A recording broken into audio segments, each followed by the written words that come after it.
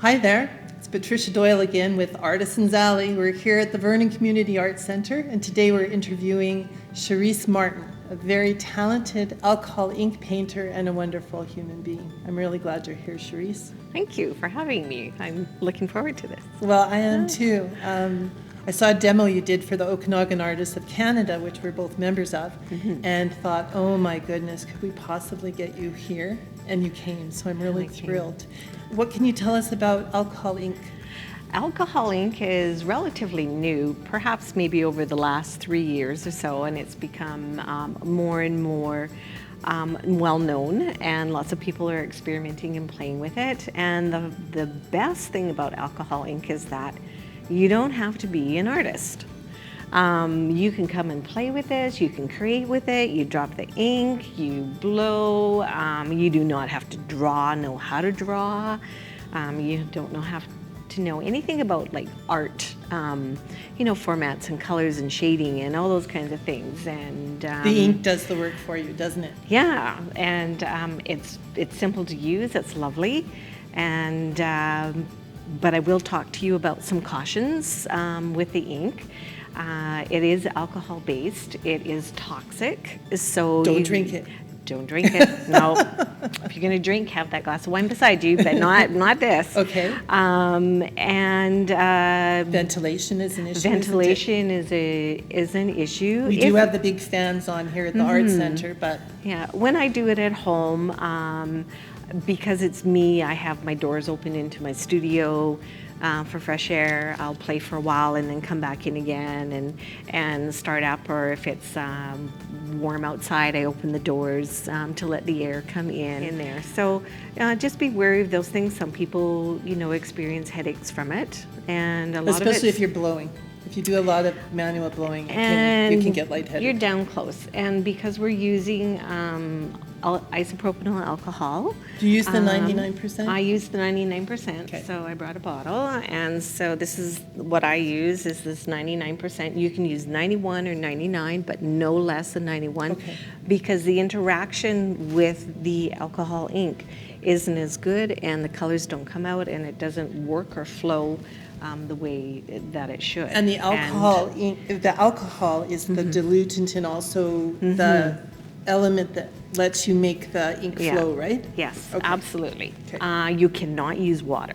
No, you can't. Water or glycerin, you cannot replace the alcohol with anything else other than there is a product called Claro Extender, and this will add maybe some softness to some of the colors, because alcohol ink is available in different brands that you can purchase. And the two brands that I use, because we're in Canada, that are easy to access, are the Pinata brand and the Adirondack brand. And I have favorites in both brands, right? I do too. Yeah.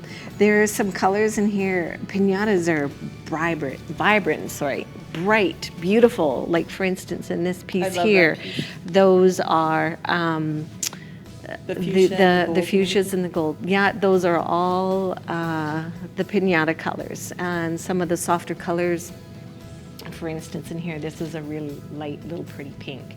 This is an Adirondack. And you can see the pink in the Pinata is very bright, vibrant, and bright.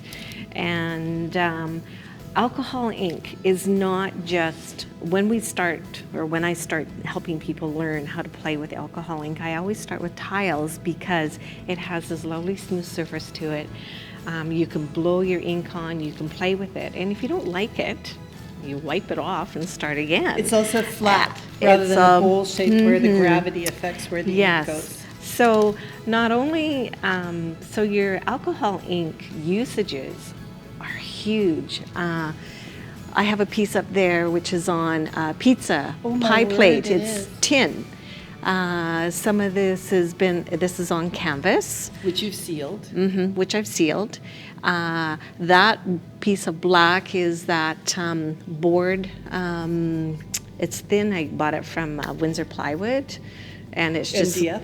like it's not heavy like That's it is. the It's one very you won lightweight. the award for, isn't it? Basically, you're working on non-permeable work substrate. Right. Right. It So can't be absorbent. copper, tin, glass, Stainless steel, tile. And if it's canvas, you need to seal it.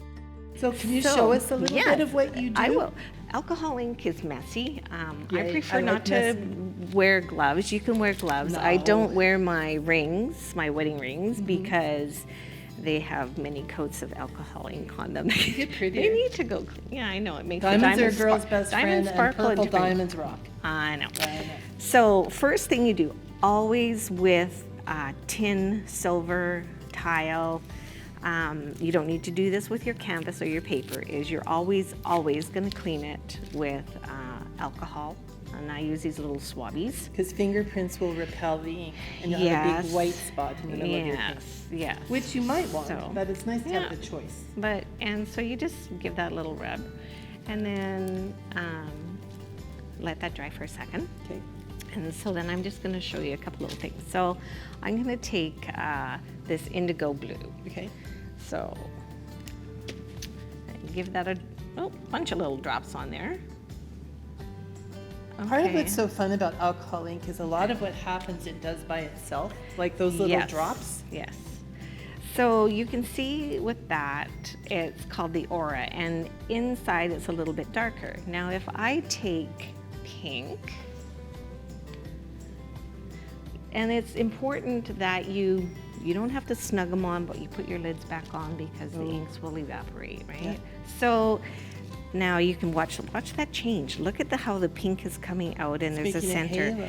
So this is called the iris on your piece. Now, to perhaps make that come a little bit brighter, we can put a drop of alcohol on here, and now watch Whoa. the change of the color and the spreading of the ink and how it Isn't moves. that incredible?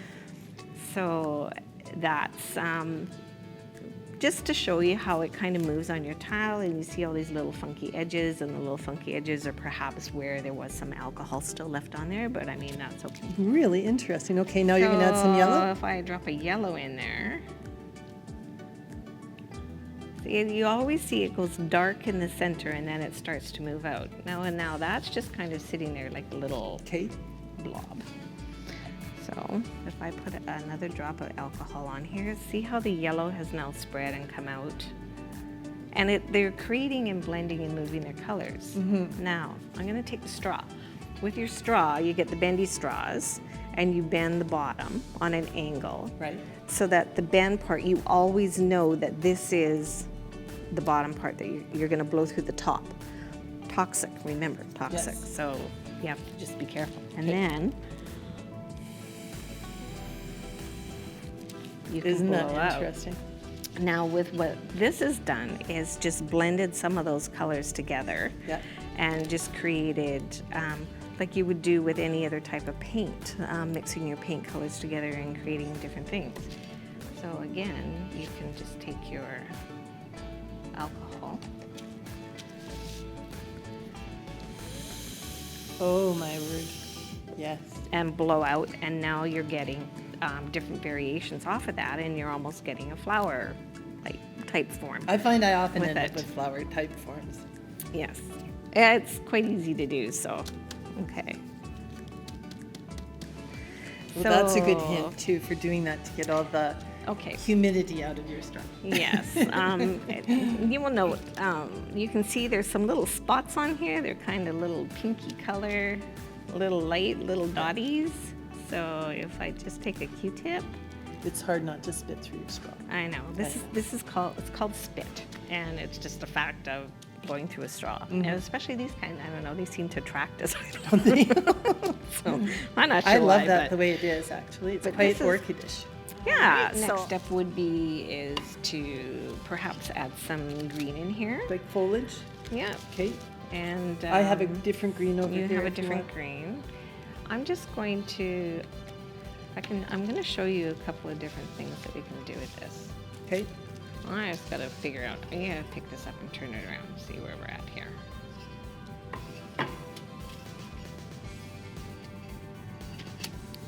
I'm going to.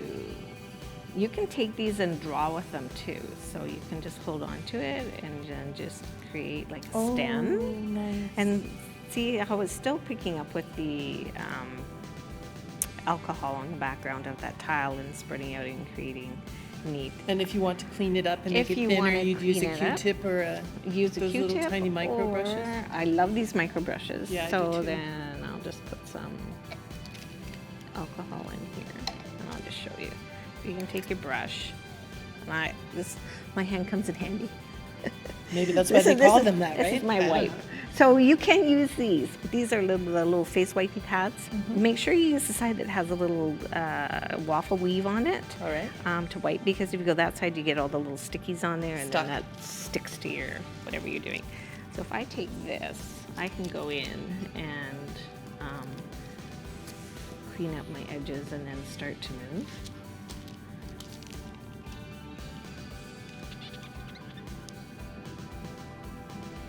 And this is a quick, easy way of, you look at something and you go, oh, I really That's don't like that. fabulous. I don't like how that looks. I can go in and make a change to it. And one of the things I like and hate about alcohol ink is until you've sealed it, it's always in motion. Alive. You can always change it. moves. Yes. So if you think you have the absolute perfect part of it, Yeah. you can seal it and start again. Okay, so talking about sealing, there is one product that I know of, and this product is talked about on all the different groups that I belong to and other people who do alcohol ink. It's Kmart Varnish, and I'm sorry I forgot to bring that. It's by Krylon, and it's K-A-M-A-R. Okay. And when you have to let your alcohol ink for a minimum of 2 days to 3 days, because you may think that after an hour this is dry, but it still could be wet underneath. Yeah. And if you spray, give it that time to dry, and then after 2 or 3 days you give it a really nice little far away light coat, spray on top, let it dry for a couple of minutes, go back and give it another coat and spray, and that will seal in your inks and stop it from moving. If, and some people have done this, have created a beautiful piece and on canvas and sprayed it with a UV spray, UV spray, protectant spray, Non-yellowing spray. And what has happened is, because they didn't seal the alcohol ink first with the Kmart, it became alive. And what happened when they sprayed it? Now, I did this intentionally. You get all this, and I'll show you. This is what happens when you, if you sprayed this with UV spray without sealing it with the Kmart, always, it doesn't matter what you use alcohol ink on, tin, glass, whatever, Kmart Varnish first. Okay. Okay, so now see, That's amazing. Can you Okay, hold no. that up a little bit? Okay, so Wow. that I gave a spray with, this is actually a watercolor water bottle, and this has got rubbing alcohol in it too. So you can see how this pixelates and it changes the texture and the tone, and you go, oh, that's really cool. So if you have something that you and see, it makes larger ones. It's beautiful. And It's almost like changed. salt on a watercolor. isn't it? Yeah. So that's what I did with this. But that effect, if you had, so for instance, this piece, if this wasn't sprayed with Kmart and I sprayed it with the UV protectant spray, alcohol ink fades. It fades. Yes. You must spray with a UV protectant that you learn, that you pick up with. But like I say, this is fairly, That's fairly lovely. simple. This is just lovely the way it is. Like I kind of like that. I do too. So, and I'll just So talk what is about this one on? Is that on tile This too? is on tile. Okay.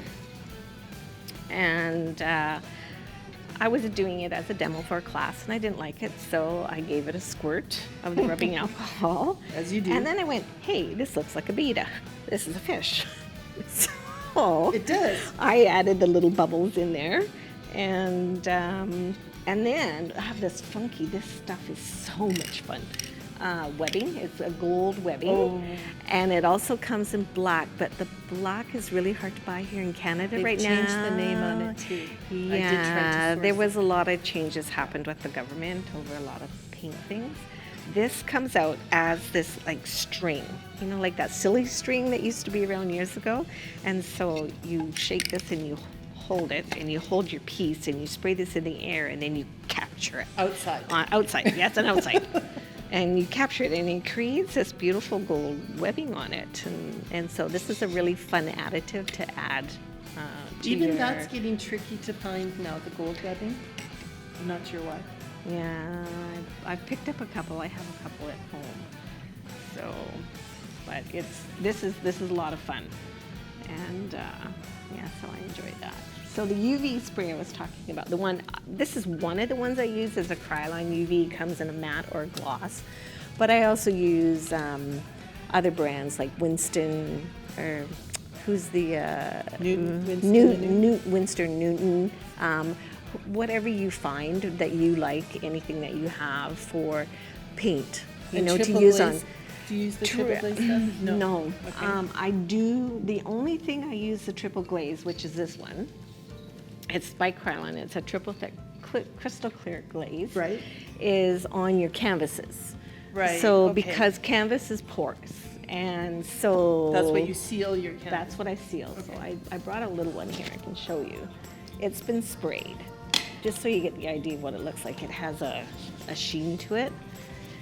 Because canvas is porous, I do 5 coats on the front and 2 coats in the back. So you're seriously sealing I'm this thing. seriously Okay. sealing it. Now, can you tell me what the story is that you did on this wooden one that's so shiny and beautiful? Okay, so these shiny guys, I'll just reach for this one because he's handy. It's almost a resin on top, is it? This is a resin. Whoops. And this one I just dropped the inks on it and let it do its own thing, and then I kind of walk away and let it dry. And I saved it because this is one of those things that all these little creatures in here appeared. And I didn't paint the creatures in here. Things appear in your work with the alcohol ink that just... It's so true, isn't it? There's an alchemy that happens. It's like yes. the ink is more than the sum of the parts. So the process that I did with this is on UPO paper, which is a waterproof paper. a waterproof paper made for this, and it has it's just white. It's smooth. Doesn't matter which side you use. It comes in different sizes. Those kinds of things.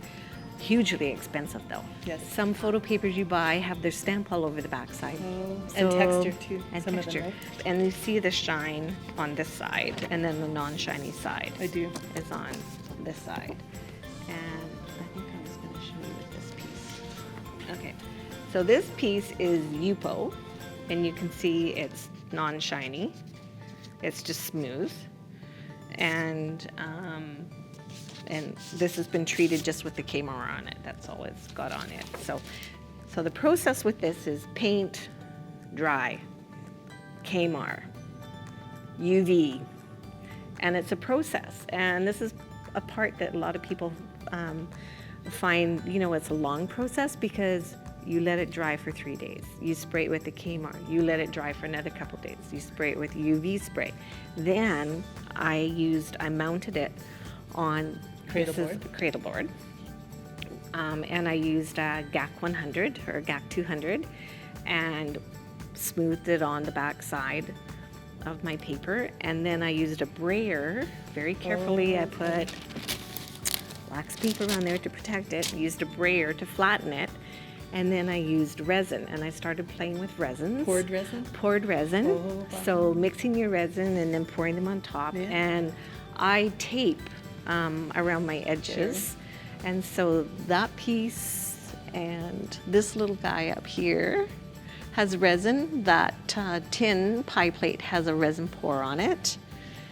And this other little bluey one. Oh, and the Santa guy, he's got resin on him too to protect him. That's incredible.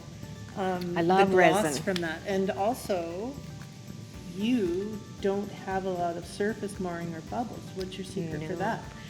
A blow with a straw? No, consistent. Make sure that your measurements are absolutely exact. Yes. Your timing is absolutely exact. Pour on slowly, spread. I use a heat gun. right. So there's other ways to move the paint, right? And one of them is this. Yeah. How do we do that? Okay, maybe what we'll do just really quickly is Sure let's saves just- your lungs, hey? I know. Let's just try another piece here real quick, like. I Get got that wipe. And what I would like to show is this black. You told me about this. Okay, so this black is super awesome special. It's one of my favorites, the black and the gold and the white. Okay. And so when you drop the black, this particular black on here, when you add the rubbing alcohol to it, it will change and move. So it creates these colors on its own. So it separates. So all the Okay. colors that they've used to create will change it. The same as this little picture here in the corner that has the little purple flowers. That's amazing. That I love that. background is the black, separated Diffused with Mhm, rubbing alcohol. The same as the Santa guy. Drop of black, blow, and with the canned air, created all those shape. All I did was highlight with the red and the brown.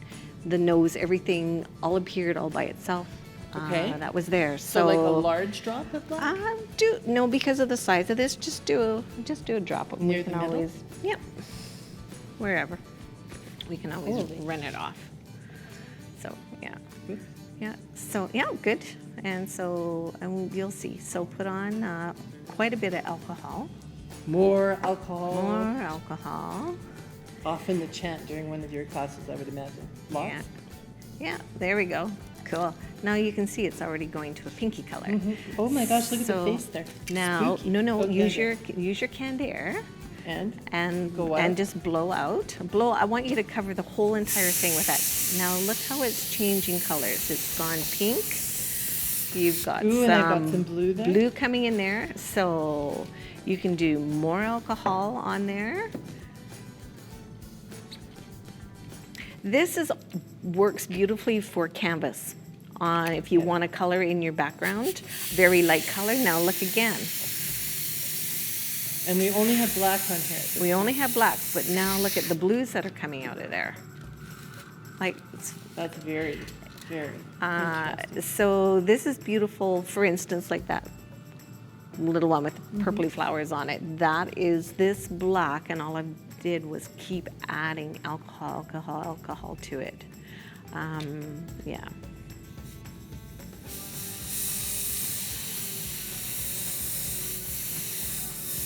And as happens with canned air as well as propane and different gases, Right. when you use one of these a long time, they start to ice up and the gas actually cold. turns Yeah. into a liquid. Yeah. So you either need to change it out or put it in a yogurt container with warm water. Yeah. I usually have a couple going at the same time, and yeah. I know. There's a bird come up in there. That's very cool. And look at there's like wings. Canned air is also a really good way to get spiky flower petals and Yeah. things too, isn't it? Yeah. Yeah. Absolutely. And salt and all kinds The of same stuff. as, well, that's what I used on the flower one back here, the blue flower that's got the spikies on it, and the same with the hummingbird and that flower are blown with canned air. And that's how you get these beautiful, you can see these little soft I little had no edges idea. and That's soft very pieces in here. interesting. Yeah. So it's very cool. So Sherise, you also work with your husband on wood products with resin? My husband does wooden breadboards and charcuterie boards, cheese boards, those kinds of things. And so what I do is I use the inks or different colors in with the resins, and I do a resin pour. I've got a piece here. I do a resin pour, just to show you, on I don't have any at the moment because they're all at a shop.